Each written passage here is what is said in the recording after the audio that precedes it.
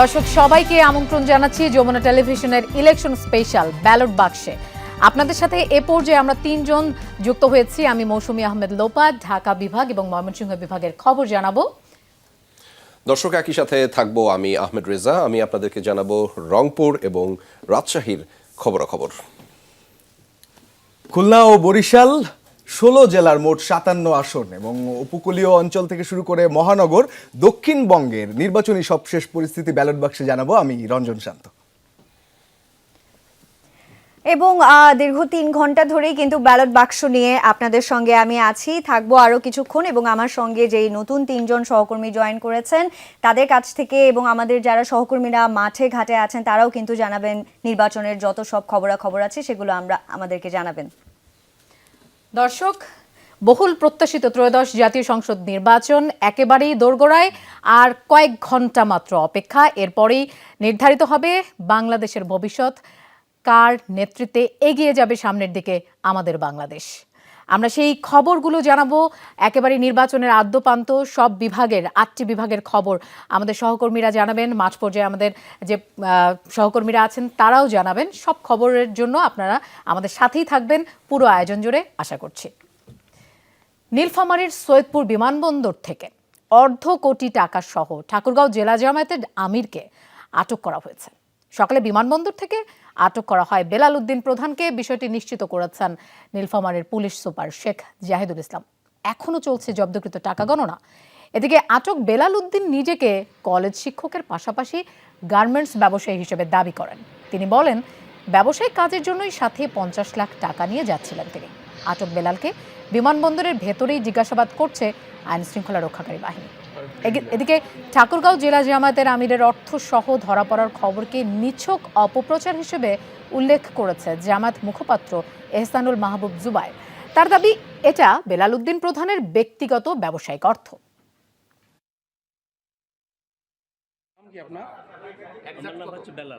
বেলাল, বাড়ি কোথায়? বাবার নাম কি? বাবার নাম দবিরুল। নাম কি আপনার? আমার নাম হচ্ছে বেলাল। বেলাল, হ্যাঁ। বাড়ি কোথায়? বাবার নাম কি? বাবার নাম দবিরুল। দবিরুল? দবিরুল মানে কোন এমপি ছিল? হ্যাঁ, দবিরুল এমপি ছেলে আপনি? না না না। ও আচ্ছা আচ্ছা। আর ইয়া কি গ্রামের নাম কি? গ্রামের শহরে হাজিপাড়া ঠাকুরগাঁও সদরে প্রপারে বাসা শহর। হ্যাঁ। কি করেন আপনি? শিক্ষকতা। কোন স্কুলের? কলেজে? সালন্দার। হ্যাঁ, ঠাকুরগাঁও সালন্দার কলেজের শিক্ষক আপনি? আচ্ছা, কত টাকা আছে এখানে আপনার লাগেজে? এখানে 50 প্লাস। 50 প্লাস আছে। 50 প্লাস আছে। 50 লাখ। হ্যাঁ, কিসের টাকা এগুলো? ব্যবসা। কিসের ব্যবসা করেন? গার্মেন্টসের ব্যবসা করেন। দর্শক, দেখছিলাম নীলফামারী জেলা জামাতের আমির বেলাল উদ্দিনকে আটক করার পরে সেখানে যে কথা চলছিল সেটি দেখছিলাম। ঠাকুরগাঁও জেলা জামাতের আমিরের কাছ থেকে টাকা উদ্ধার, ভিন্ন খাতে নেয়ার চক্রান্ত চলছে বলে দাবি করেছে জামাতে ইসলামের আমির ডাক্তার শফিকুর রহমান। দুপুরে সামাজিক যোগাযোগ মাধ্যমে এক পোস্টে দাবি বলেন, জাতি যখন একটি সুষ্ঠু, নিরপেক্ষ, গ্রহণযোগ্য নির্বাচনের জন্য প্রস্তুত, তখন কেউ কেউ দেশে বিভিন্ন ধরনের অপতথ্য ছড়াচ্ছে। জামায়াতের জনপ্রিয়তা ও জনসমর্থনে ভীত হয়েই একটি গোষ্ঠী ভোটারদেরকে বিভ্রান্ত করার জন্য এই ধরনের অপচেষ্টায় লিপ্ত রয়েছে বলে অভিযোগ করেছেন তিনি। এসব অপপ্রচারের গুরুত্ব না দেওয়ার জন্য সকলকে আহ্বান জানিয়েছেন জামায়াতের আমির। এদিকে দুপুরে দলটির সহকারী সেক্রেটারি জেনারেল এহসানুল মাহবুব জুবায়ের সাংবাদিকদের বলেছেন, এই অর্থ নির্বাচন সংশ্লিষ্ট নয়, তার ব্যবসার টাকা উদ্ধারের ঘটনা ভিন্ন খাতে নেয়ার চক্রান্ত চলছে, নিছক অপপ্রচার চলছে বলেও তিনি অভিযোগ করেছেন। চট্টগ্রামের চন্দনায় 10.5 লাখ টাকা ও একটি মাইক্রোবাস সহ 3 জনকে আটক করেছে যৌথ বাহিনী। গতরাত 1টার দিকে আব্দুল বাড়ি হাট থেকে তাদের আটক করা হয়। চন্দনাইশ থানার ভারপ্রাপ্ত কর্মকর্তা জানান, মধ্যরাতে বিজেপি ও চন্দনাইশ আর্মি ক্যাম্পের একটি যৌথ টহল দল চেকপোস্টে মাইক্রোবাস তল্লাশি করে 2 জন সন্দেহভাজন ব্যক্তির কাছে মোট 10.5 লাখ টাকা পায়। চট্টগ্রাম 14 আসনের স্বতন্ত্র প্রার্থী মিজানুল হকের পোলিং এজেন্টদের জন্য এসব টাকা নেওয়া হচ্ছিল বলে দাবি আটককৃতদের। যানবাহনে বৈধ কাগজপত্র দেখাতে না পারায় চালককেও আটক করা হয়। আপনাদের পেশা কি?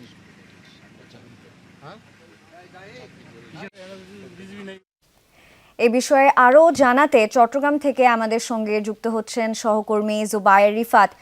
রিফাত, আটককৃতদের জিজ্ঞাসাবাদ কি করা হয়েছে এখন পর্যন্ত? নতুন এই ঘটনার হিসেবে আর কি কি তথ্য আছে? পুলিশ কি কিছু জানিয়েছে কিনা জানাবেন।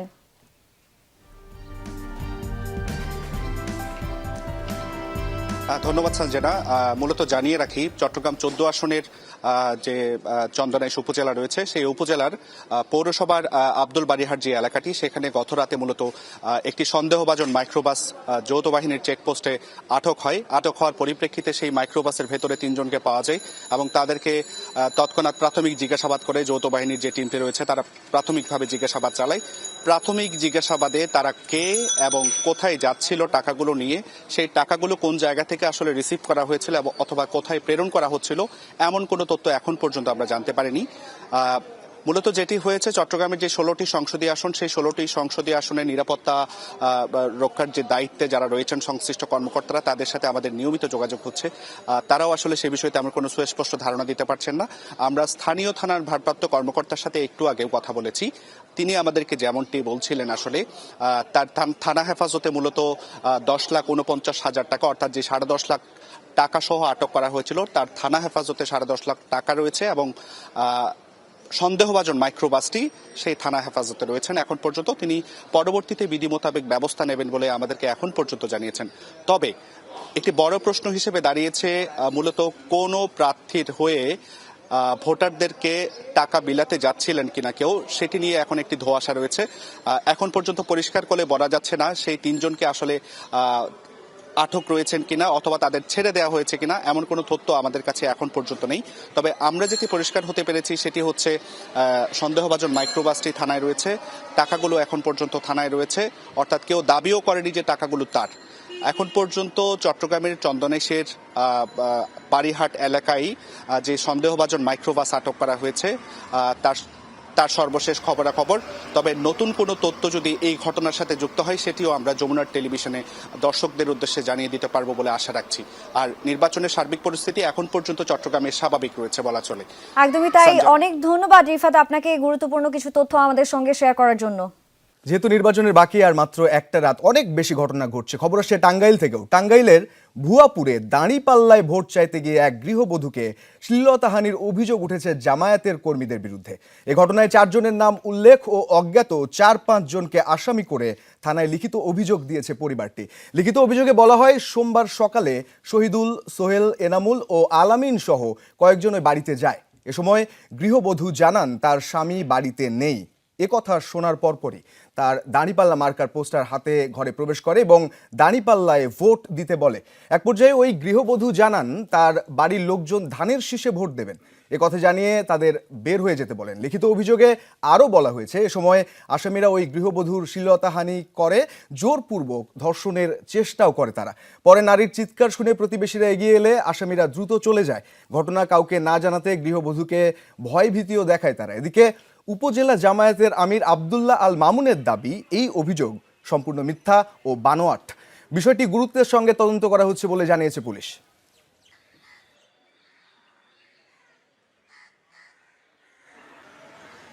সারা দেশের ভোট কেন্দ্রগুলোয় পাঠানো হচ্ছে ব্যালট পেপার সহ নির্বাচনী সরঞ্জাম।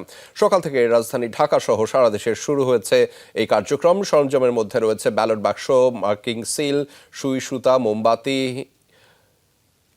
অমোচনীয় কালি, কলম, পেন্সিল সহ 20টি সামগ্রী প্রিজাইডিং অফিসারদের কাছে সব সরঞ্জাম হস্তান্তর করা হয়েছে। এছাড়া বান্দরবান, খাগড়াছড়ি, রাঙামাটির বিভিন্ন পাহাড়ে দুর্গম ভোট কেন্দ্রগুলোতে গত কয়েকদিন ধরেই পাঠানো হয়েছে নির্বাচনী সরঞ্জাম। হেলিকপ্টারের মাধ্যমে সরঞ্জাম সহ দায়িত্বপ্রাপ্ত কর্মকর্তাদের পৌঁছে দেওয়া হয়েছে।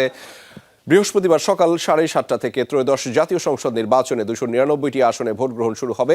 একজন প্রার্থীর মৃত্যুতে শেরপুর 3 আসনের নির্বাচন বাতিল করা হয়েছে। একই সাথে হবে জুলাই জাতীয় সনদের প্রস্তাবগুলো বাস্তবায়নে গণভোট। ইতিমধ্যে ভোটের সব প্রস্তুতি শেষ করেছে নির্বাচন কমিশন।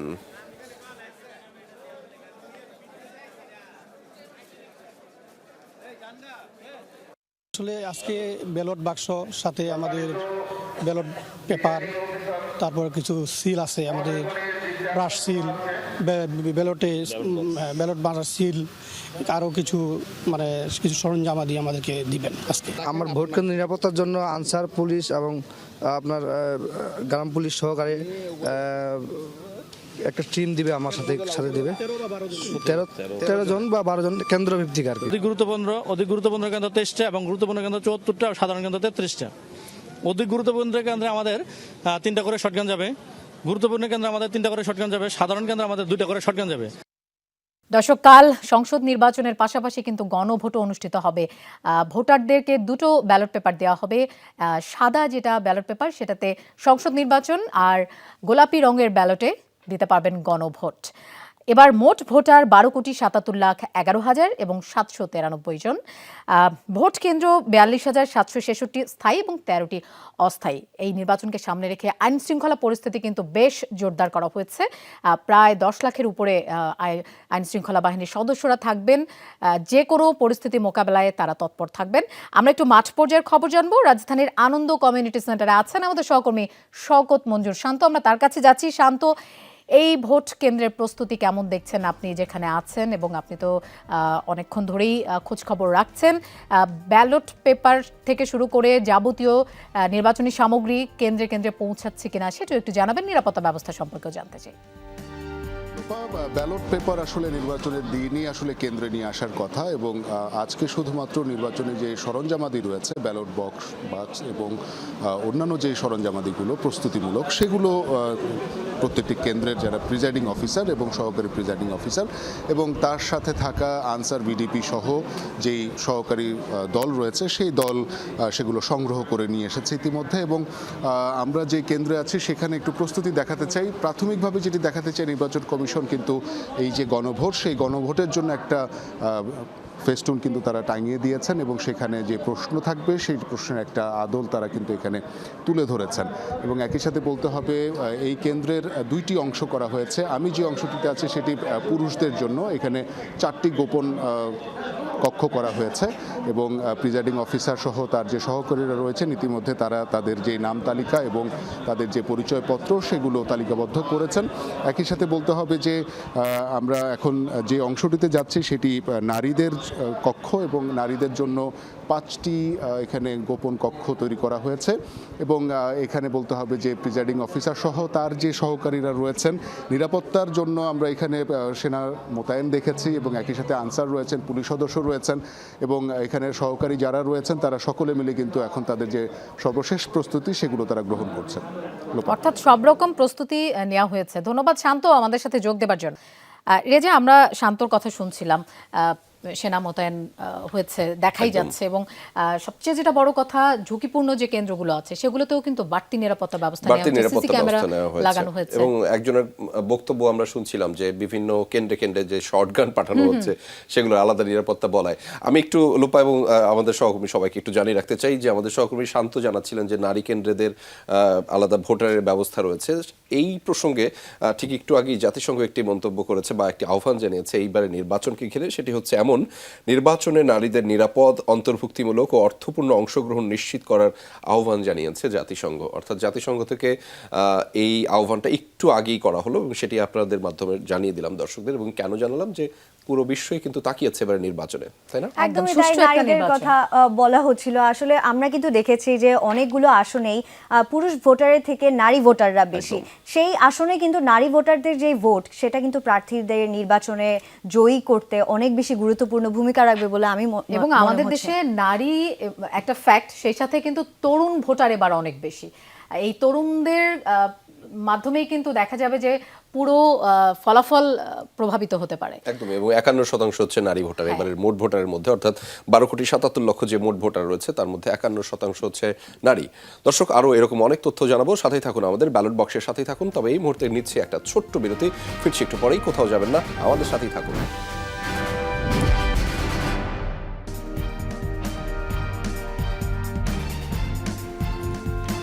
দর্শক, আবারও স্বাগত। আপনারা দেখছেন ব্যালট বাক্সের আয়োজন। ভোট গণনায় স্বচ্ছতা নিশ্চিত করতে নির্বাচন কমিশন যে কোনো অনিয়ম, বিতর্ক ও অভিযোগ আইনি প্রক্রিয়ায় সমাধান করা হবে। সকালে রাজধানীর ইন্টারকন্টিনেন্টালে নির্বাচন পর্যবেক্ষণ এবং সাংবাদিকদের উদ্দেশ্যে এক ব্রিফিংয়ে এসব কথা জানিয়েছেন প্রধান নির্বাচন কমিশনার এএমএম নাসির উদ্দিন। তিনি জানিয়েছেন, যে কোনো অনিয়ম শক্তভাবে তদারকি করবে নির্বাচন কমিশন। সুষ্ঠু, গ্রহণযোগ্য ও অংশগ্রহণমূলক নির্বাচন করতে বদ্ধপরিকর ইসি, এমন কথাও বলেছেন তিনি।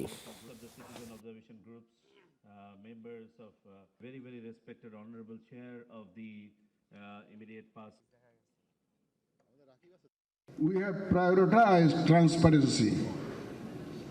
Journalists serve as a vital lens through which deviations, if any, can be identified.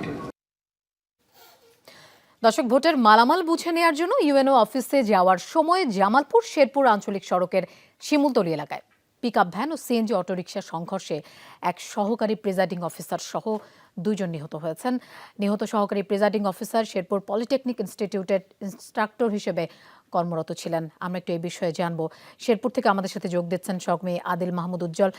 উজ্জ্বল, নিহতদের মরদেহ হস্তান্তর করা হবে কখন, আর এই নিয়ে আর কি তথ্য আছে আপনার কাছে একটু জানতে চাই। খুবই দুঃখজনক একটি ঘটনা।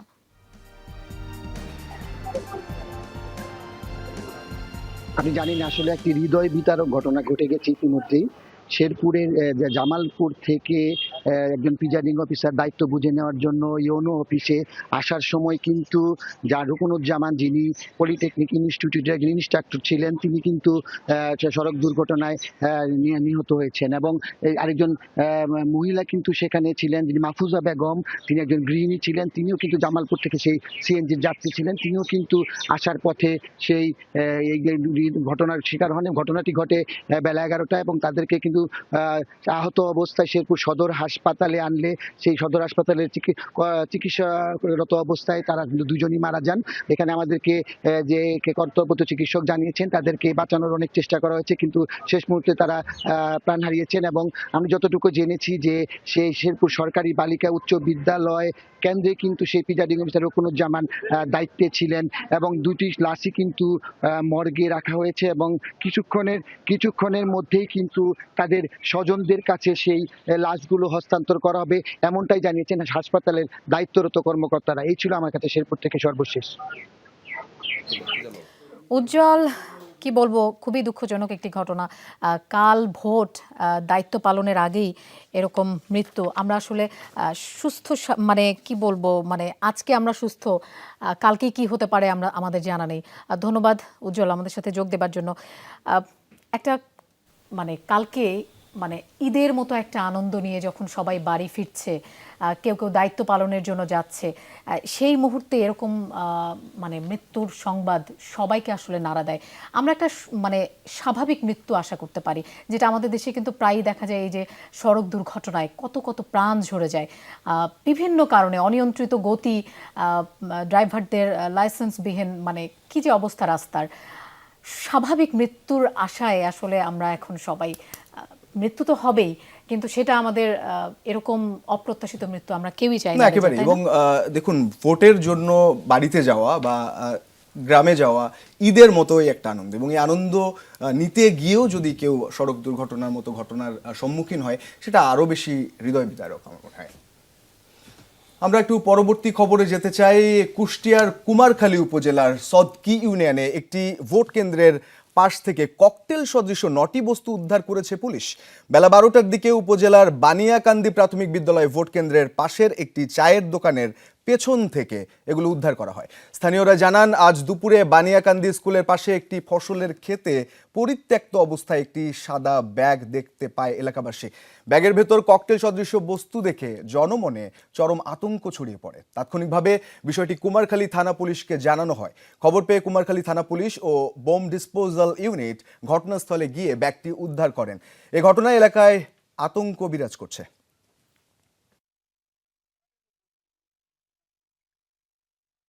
বাংলাদেশ অ্যানিমাল ওয়েলফেয়ার অ্যাসোসিয়েশনের ফ্রি অ্যানিমাল ক্লিনিক পরিদর্শন করেছেন সংগঠনের প্রধান পৃষ্ঠপোষক এবং বিএনপি চেয়ারম্যান তারেক রহমান। সকাল 11:15টার দিকে বনানীতে প্রতিষ্ঠানটির কার্যালয়ে আসেন বিএনপি চেয়ারপারসন, যেখানে সকল প্রাণীদের বিনামূল্যে চিকিৎসা সেবা দেওয়া হচ্ছে। অসুস্থ কিংবা দুর্ঘটনার শিকার প্রাণীদের দ্রুত উদ্ধারে অ্যানিমাল অ্যাম্বুলেন্স সম্পর্কে কর্মকর্তাদের কাছ থেকে বিস্তারিত শোনেন তিনি। পরে অ্যানিমাল ওয়েলফেয়ার অ্যাসোসিয়েশনের চিকিৎসা সেবা কার্যক্রম পরিদর্শন করেন সংগঠনের প্রধান পৃষ্ঠপোষক তারেক রহমান। প্রায় আধ ঘন্টা সেখানে অবস্থান করেন বিএনপি চেয়ারম্যান।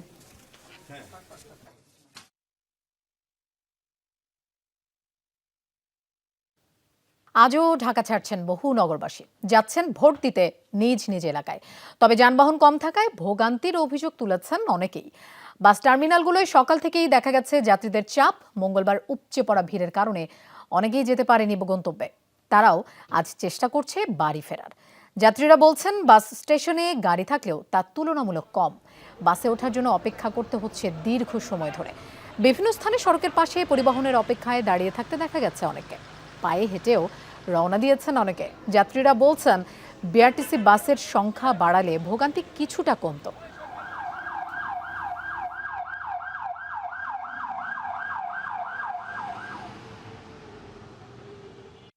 দীর্ঘ 17 বছর মানুষ ভোট দিতে পারে নাই। এখন ইনশাল্লাহ সবাই উৎসব মুখর পরিবেশে ভোট দিবে এবং একটা নির্বাচিত সরকার আমরা পাবো। সবাই বাড়ি যাচ্ছে, আমি শুধু খালি ভোটটার কারণে, আমার আর কোনো সমস্যা কোনো কারণে, আমি ভোটের কারণে যাইতেছি। অনেকদিন পরে যেহেতু একটা নির্বাচন এত স্বতঃস্ফূর্তভাবে হচ্ছে, ওই হিসেবে চাচ্ছি যে গ্রামে যায় নিজের এলাকায়, ওখানেরই ভোটার যেহেতু ওই এলাকায় যাচ্ছি আর কি। ঈদের আনন্দের মতোই, কিন্তু মানে আসলে যাত্রী দুর্ভোগটা মানে খুব বেশি পরিমাণে হয়ে যাচ্ছে আসলে। আমরা জানছিলাম বিভিন্ন তথ্যগুলো এবং আর্ট বিভাগের সকল তথ্যগুলো একদম শেষ সময়। আমি যদি আপনাদেরকে একটু সময়টা জানাই যে আগামীকাল 7:30 ভোট রয়েছে, ফলে আর যে 16 ঘন্টার মতো সময় কিন্তু বাকি রয়েছে। একদম এখন 3:24 বাজে এবং 16 ঘন্টা পর সেই কাঙ্ক্ষিত যে নির্বাচন, অর্থাৎ 7:30, 16 ঘন্টা আর একটু 24-6 সেকেন্ড একটু এদিক ওদিক আছে 16 ঘন্টা থেকে, ফলে আর 16 ঘন্টা পরে সেই কাঙ্ক্ষিত নির্বাচন, ত্রয়োদশ জাতীয় সংসদ নির্বাচন। ছুটি পেয়ে সবাই নিজের ভোটাধিকার প্রয়োগ করতে যাচ্ছে, সেই সাথে প্রিয়জনদের সাথে আবারও একটু দেখা হবে। সবার মধ্যেই কিন্তু একটা আনন্দ উচ্ছ্বাস বিরাজ করছে। আমরা গতকাল থেকেই কিন্তু এই দৃশ্যগুলো দেখছিলাম। এত কষ্ট করে যানবাহন পাচ্ছে না, বাড়তি ভাড়া অভিযোগ করছে, কিন্তু তারপরেও তাদের মধ্যে একটা উচ্ছ্বাস আমরা দেখেছি। একদমই তাই। একদমই তাই। আমরা সেই উচ্ছ্বাসের খবরও আবারও জানাবো। তবে যেতে চাই নীলফামারীতে। নীলফামারীর সৈয়দপুর বিমানবন্দর থেকে অর্ধ কোটি টাকা সহ ঠাকুরগাঁও জেলা জামাতের আমির সহ আটক সহ করা হয়েছে। এ ব্যাপারে আরও বিস্তারিত জানাতে আমাদের সাথে যুক্ত রয়েছেন আমাদের সহকর্মী মাহফুজুল হক আনার, এবং তার কাছ থেকে সেখানকার সবশেষ তথ্যগুলো আপনাদেরকে জানাবো। দর্শক, মাহফুজ, জব্দকৃত টাকা গণনা কি শেষ হয়েছে কিনা সেটা একটু জানাবেন, এবং পুলিশের তরফ থেকে আরো নতুন কোনো তথ্য এই মুহূর্তে আপনাদেরকে সরবরাহ করা হয়েছে কিনা সেটাও জানাবেন আমাদের।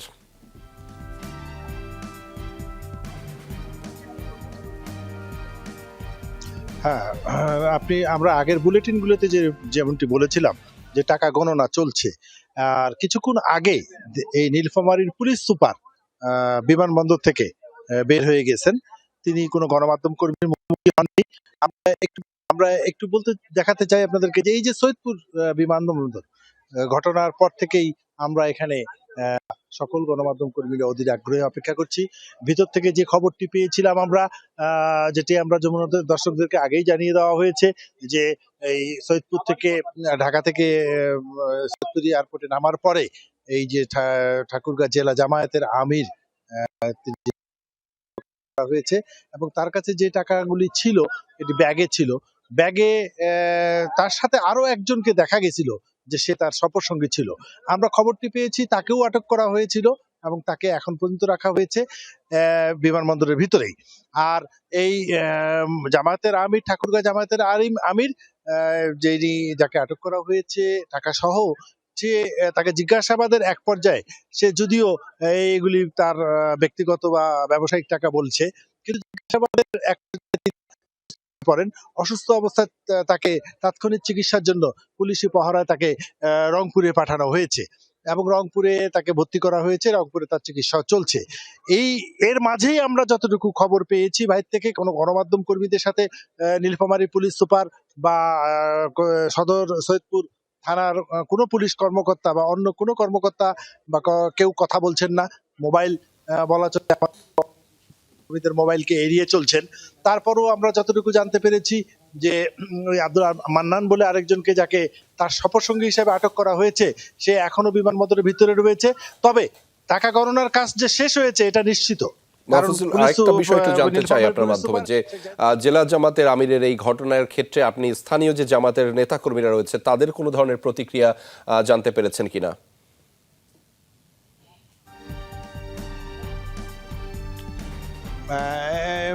মূলত সৈয়দপুর, নীলফামারী, ঠাকুরগাঁ, এমনকি দিনাজপুর, আমরা এই এলাকার যে জামাতের নেতাকর্মীরা রয়েছেন তাদের সাথে কথা বলার চেষ্টা করেছি, কিন্তু কোনো জামাতের নেতা তো দূরের কথা, অনেক কর্মীরাও এবং তারা মোবাইল পাচ্ছে তখনই কেটে দিচ্ছে।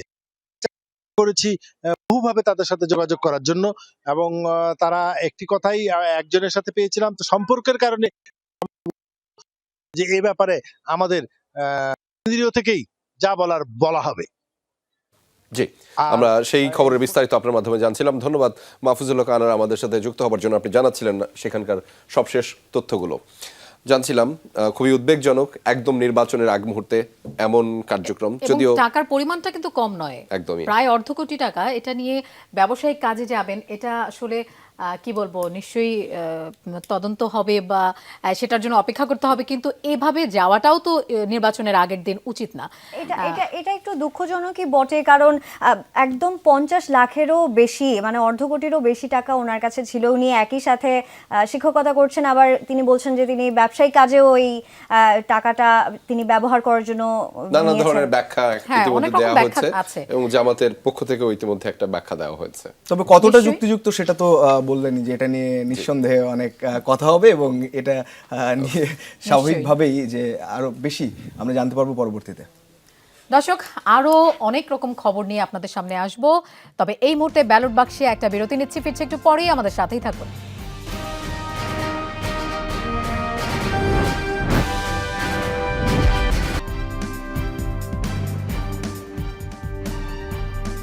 দর্শক, আরও একবার আমন্ত্রণ জানাচ্ছি যমুনা টেলিভিশনের ইলেকশন স্পেশাল ব্যালট বাক্সে।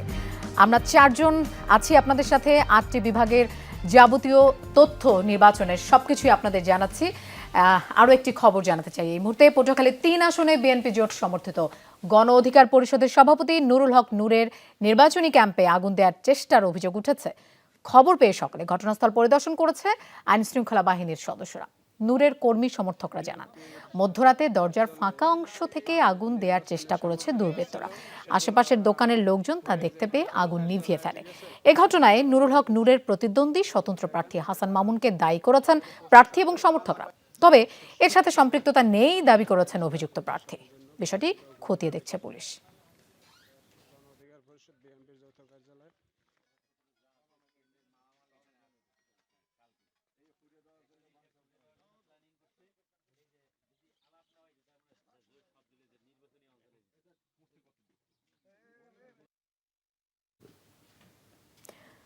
দর্শক, আমরা অনেকগুলোই খবরাখবর জানাচ্ছিলাম, তবে এই যে নির্বাচনের আগে যেটা খুব বেশি আমরা আতঙ্কিত, যে গুজব রটনা, এই গুজবে আমরা সচেতন নাগরিক যারা আছি তারা সহজেই বিশ্বাস করব না। কোনো তথ্য বিশ্বাস করার আগে অবশ্যই সেটা যাচাই বাছাই করে তারপরে আমরা বিশ্বাস করব, না হলে কিন্তু একটা সহিংসতা বা সংঘর্ষের একটা উস্কানিমূলক একটা পরিস্থিতি তৈরি হতে পারে। এবং সেই পরিস্থিতি এড়াতে এবং নির্বাচন সুষ্ঠু করতে যমুনা টেলিভিশন এবং ডিজমিস ল্যাবের একটি বিশেষ আয়োজন রয়েছে, যেটি হচ্ছে সিচুয়েশন রুম। দর্শক, আরও একবার আপনাদেরকে স্বাগত জানাচ্ছি সিচুয়েশন রুম থেকে। আমি আহমেদ রেসা।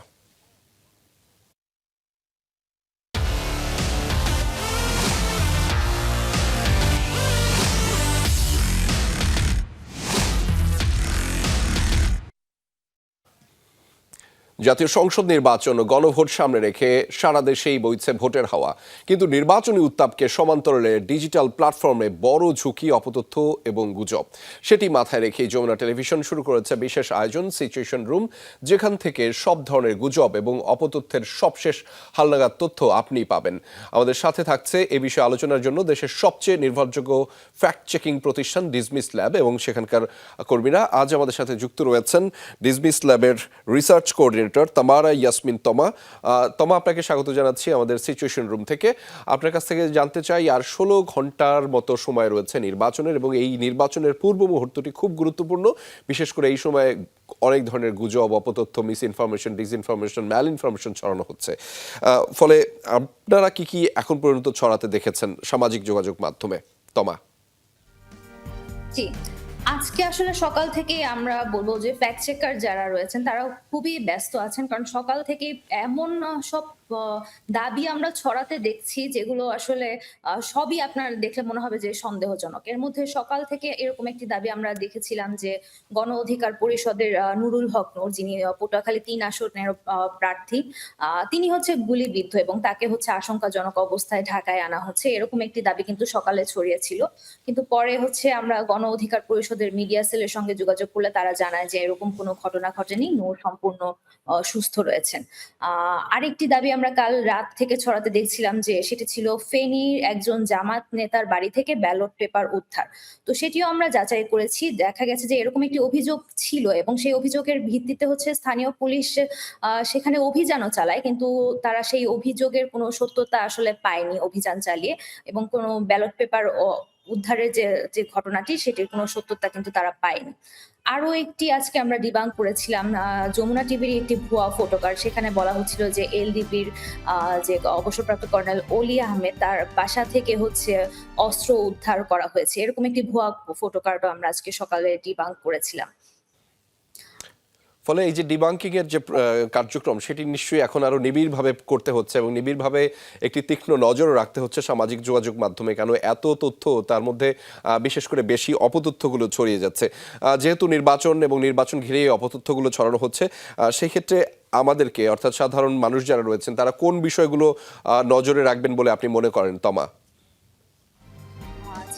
আজকে যেহেতু একদম শেষ মুহূর্তে, এখন আমরা দেখছি যে ব্যালট বাক্স নিয়ে বিভিন্ন রকম জিনিস ছড়াবে, এগুলো আমরাও নজরে রাখছি। ব্যালট বাক্স চুরি, ছিনতাই কিংবা ভোট কেন্দ্র দখলের মতো জিনিসগুলো কিন্তু আজ থেকে আপনারা হয়তো দেখা শুরু করবেন, কালকে আরো বেশি বাড়বে।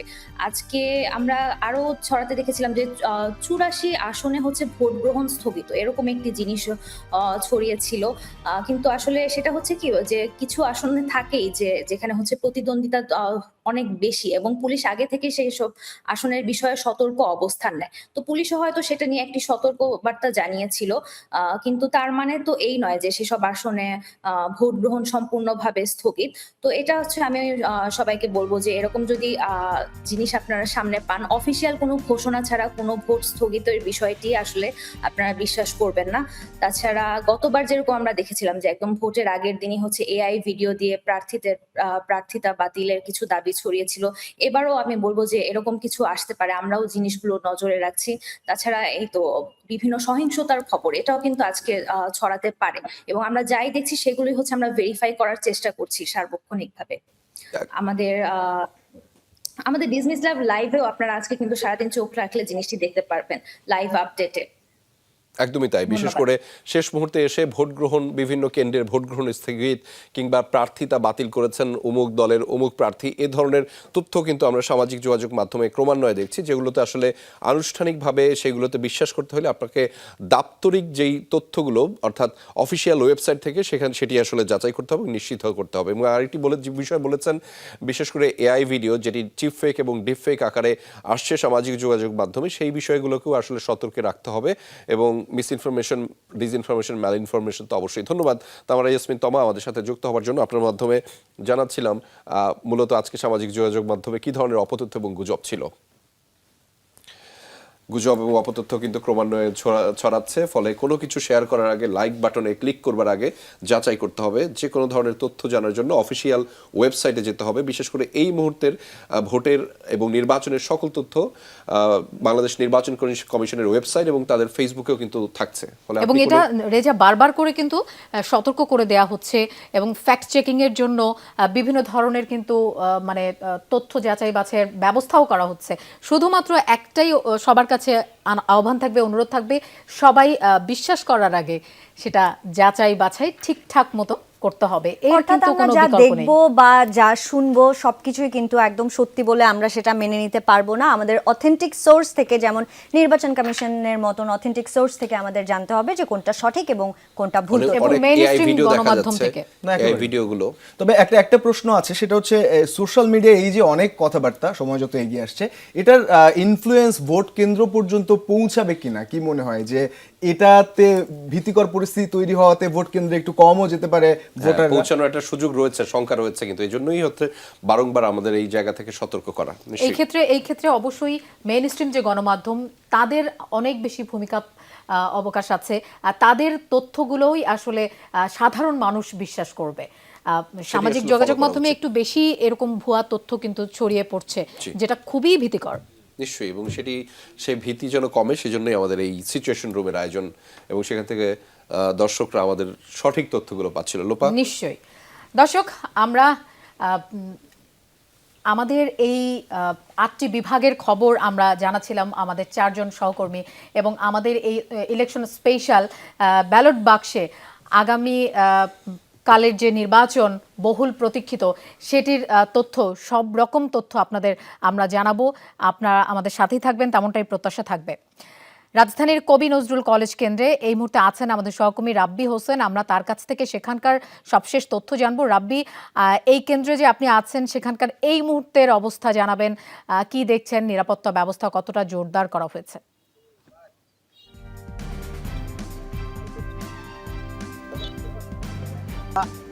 কবি নজরুল সরকারি কলেজের একটি কেন্দ্রে, এটি ঐতিহ্যবাহী একটি কলেজ এবং পাশাপাশি এই কেন্দ্রটিও এখানে পুরান ঢাকায় অবস্থিত।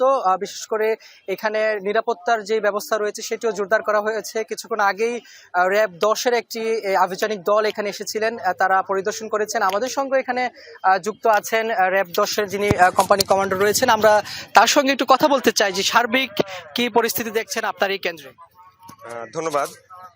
আমরা র্যাব 10-এর পক্ষ থেকে আগামীকালকের যে ত্রয়োদশ জাতীয় সংসদ নির্বাচন অনুষ্ঠিত হতে যাচ্ছে, সেটাকে উপলক্ষ করে আমরা আমাদের অত্র এলাকায় ঢাকা এখানে সর্বোচ্চ নিরাপত্তা ব্যবস্থা আমরা জোরদার করেছি, এবং আমাদের পেট্রোল আজ থেকে এবং আগামীকালকে নির্বাচন শেষ হওয়া পর্যন্ত, পরবর্তীতে যতটুকু সময় লাগে পর্যন্ত টিম সার্বক্ষণিক বাইরে অবস্থান করবে। সাথে ঝুঁকিপূর্ণ কেন্দ্রগুলো নিয়ে কতটুকু সচেতন? আচ্ছা, আমাদের ঝুঁকিপূর্ণ কেন্দ্রের আমাদের কাছে একটা তালিকা আছে। এই তালিকা অনুযায়ী আমরা আমাদের টিমগুলোকে ভাগ করেছি। তারা সার্বক্ষণিক সকাল থেকে শুরু করে শেষ হওয়ার আগ পর্যন্ত সার্বক্ষণিক এই কেন্দ্রগুলোতে তারা টহল পরিচালনা করবে। ধন্যবাদ আপনাকে। আমরা কথা বলছিলাম র্যাব 10-এর যিনি এখানে দায়িত্বশীল রয়েছেন, তার সঙ্গে তিনি বারবারই বলছিলেন যে কেন্দ্রগুলো ঝুঁকিপূর্ণ রয়েছে সেখানে তাদের নিরাপত্তার যে বেষ্টনী সেটি আসলে জোরদার করা হয়েছে। পাশাপাশি সকল কেন্দ্রে তারা ঘুরে ঘুরে দেখছেন আগামীকালকের নির্বাচন ভোট যাতে সুষ্ঠু হয় সে বিষয়ে তারা কাজ করছেন। রাব্বি, আপনাকে ধন্যবাদ আমাদের সাথে যোগ দেওয়ার জন্য। রেজা, রঞ্জন এবং সঞ্জনা, আমরা শুনছিলাম ব্যাপক নিরাপত্তা কিন্তু জোরদার করা হয়েছে, এবং গতকাল আইজিপি যে একটা ব্রিফ করেছিল সেখানেও কিন্তু বলেছে যে জরুরি পরিস্থিতি মোকাবেলায় স্ট্রাইকিং ফোর্স মোতায়েন থাকবে, এবং মব সৃষ্টি করা হলে সেখানে কিন্তু সেই কেন্দ্র শুধু না, আসনও বন্ধ করা হবে। সেই ব্যবস্থার কথাই আমরা জানছি। দর্শক, টাকা সহ ঠাকুরগাঁও জেলা জামাতের আমিরকে গ্রেফতারের ঘটনায় সংবাদ সম্মেলন করছে দলটি। আমরা সরাসরি যুক্ত হচ্ছি সেখানে। এটা আমার ব্যবসায়িক টাকা। আমি একটু কাইন্ডলি বলি। জি, সেটা হচ্ছে উনি অত্যন্ত একজন গুরুত্বপূর্ণ দায়িত্বে আছেন, জেলা আমিরের দায়িত্ব পালন করছেন। তো এই সময়ে ওনার এখানে 3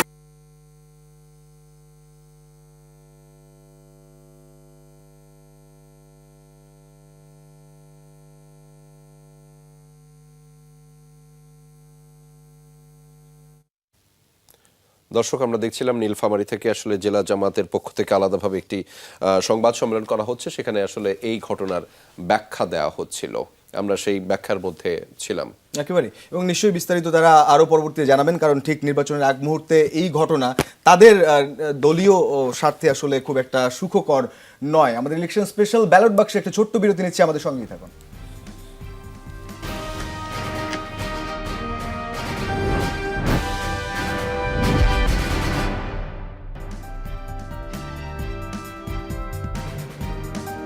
আবারও স্বাগত। দেখছেন যমুনার নির্বাচন নিয়ে বিশেষ আয়োজন ব্যালট বাক্স। আমরা দক্ষিণের জেলার সাতক্ষীরা সদর উপজেলা পরিষদে যেতে চাই, যেখানে আছেন সহকর্মী রিয়াজ রায়হান। রিয়াজ, দূরবর্তী কেন্দ্রগুলোতে ভোটের সরঞ্জাম পৌঁছেছে কিনা? কারণ বেশ কিছু উপকূলীয় এলাকাও রয়েছে, আমরা জানি। কি তথ্য আছে আপনার কাছে সবশেষ জানাবেন। আমরা একটি উৎসবমুখর নির্বাচনের জন্য মূলত প্রস্তুত সাতক্ষীরাবাসী। আমরা সকাল থেকে দেখেছি এই যেখানে 7টা উপজেলা যেটা রয়েছে, 7টা উপজেলা নির্বাহী অফিসারের কার্যালয় থেকে যে 609টি কেন্দ্র রয়েছে, সেই 609টি কেন্দ্রে এরই মধ্যে ব্যালট বক্স সহ নির্বাচনের যে প্রয়োজনীয় সরঞ্জাম, সেই সরঞ্জামগুলো পৌঁছে দেওয়া হয়েছে। প্রিজাইডিং অফিসার নেতৃত্বে যেই দলটি রয়েছে, টিম, তারা বুঝে নিয়েছেন এবং বুঝে তাদেরকে যেসব কাজগুলো রয়েছে সবাইকে, পুলিং অফিসার সবাইকে কাজগুলো ভাগ করে দিয়েছেন। আমরা সেটি দেখেছি। তো আমরা যতটুকু খবর নিয়েছি, আমরা সকালেই ছিলাম সদর উপজেলায়, তারপর আমরা কলাডায় গিয়েছি, এখন আছি তালা উপজেলায় পাটকেলঘাটা হারুন রশিদ ডিগ্রি কলেজ এলাকায়, যে কেন্দ্র যেখানে মূলত 27 জন ভোটার রয়েছে।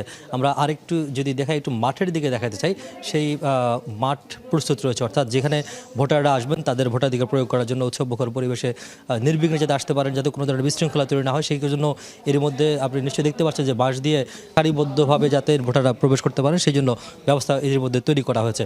অর্থাৎ এই যে চিত্রটি দেখছেন, সেই চিত্রটি বলতে গেলে প্রায় 609টি কেন্দ্রের একই অবস্থা, এবং সেখানে সব পর্যাপ্ত ধরনের নিরাপত্তা ব্যবস্থা গ্রহণ করা হয়েছে। যেহেতু প্রিজাইডিং অফিসারের নেতৃত্বে ভোটের সরঞ্জাম সহ এবং পোলিং অফিসার সহ যেসব কর্মকর্তারা নির্বাচনের দায়িত্বে থাকবেন, তারা আজকে সারা রাত এবং কালকে ভোট শেষ হওয়া পর্যন্ত এখানে থাকবেন, সেই জন্য তাদের জন্য পর্যাপ্ত নিরাপত্তা ব্যবস্থা গ্রহণ করা হয়েছে, যাতে উৎসবমুখর পরিবেশে নির্বিঘ্নে ভোটারের দিকে। একেবারে রিয়াজ, আপনাকে অসংখ্য ধন্যবাদ সবশেষ খবর সেখানকার জানানোর জন্য। আর এই মুহূর্তে আসলে পিরোজপুর থেকে আমাদের সঙ্গে যোগ দেবেন সহকর্মী তাজনুর ইসলাম। সরাসরি যাচ্ছি তার কাছে। তাজনুর, নির্বাচনী সরঞ্জামাদি বিতরণ তো চলছে এখন পর্যন্ত, কেমন দেখছেন প্রশাসনের প্রস্তুতি এবং সার্বিক প্রস্তুতি? তাছাড়া সিসিটিভি অথবা যে নিরাপত্তা বিষয়ের কি কি ব্যবস্থা নেওয়া হয়েছে জানাবেন।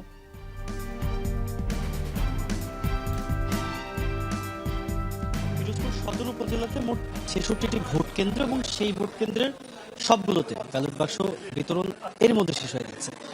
ঠিক 3:30টার সময় সেই কার্যক্রমটি আসলে শেষ হয়। এখন খানিকটা বেশি সময়, অর্থাৎ প্রায় 20 মিনিট পেরিয়ে গেছে। এখন আপাতত কয়েকটি বাক্স রয়েছে, সেগুলো বিতরণের পর এখন তারা আসলে গাড়ির জন্য অপেক্ষা করছে। সেই নির্ধারিত যে গাড়ি রয়েছে সেই গাড়িতে ওঠানোর পরে মূলত তারা সেটি নির্ধারিত কেন্দ্রে। গুরুত্বপূর্ণ বলা হচ্ছে সেখানে বেশ প্রতিদ্বন্দ্বিতাপূর্ণ নির্বাচন হবে এবং সেই ব্যাপারটি অন্ততপক্ষে ভোটারদের সাথে কথা বলেও সেই ব্যাপারে জানা গিয়েছে কিংবা বোঝা গিয়েছে বা অনুধাবন করা গিয়েছে। প্রশাসনের প্রস্তুতির জায়গাটিও ভীষণ রকম শক্তপোক্ত রয়েছে, সেটি অন্তত প্রশাসনের কথাবার্তা খুবই স্পষ্ট। আমি যখন এই ঝালকাঠি থেকে পিরোজপুর আসছিলাম, সেই সময় আমি দেখেছি যে আর্মির যে টহল গাড়ি সেগুলো বেশ টহল গাড়ি সেগুলো বেশ সক্রিয় রয়েছে। একটু পর প্রশাসনের প্রস্তুতিও ভীষণ রকম চোখে পড়ার মতো। শুধুমাত্র সকালের অপেক্ষা, যেই সকালবেলাতে জাতীয় নির্বাচনের ভোট গ্রহণ হবে। নির্বাচনী সরঞ্জামাদি পৌঁছে গেছে সকল কেন্দ্রে, তাজনুর এমনটাই জানাচ্ছিলেন আমাদেরকে। শুধুমাত্র অপেক্ষাটা এখন আগামীকাল সকালের জন্য। অনেক ধন্যবাদ তাজনুর যুক্ত হওয়ার জন্য, এবং দর্শকদেরও ধন্যবাদ জানিয়ে আপাতত এই ঘন্টার থেকে আমি বিরতি নিতে চাচ্ছি। আবারও হয়তো কথা হবে কোনো এক সময়, তবে রেখে যাচ্ছি আমার 3 সহকর্মীকে। সঞ্জনা, আপনাকে অনেক ধন্যবাদ। দর্শক, ব্যালট বাক্সে আবারও একটা বিরতি নিচ্ছি, আরও খবর নিয়ে ফিরবো কিছুক্ষণের মধ্যেই, আমাদের সাথেই থাকুন।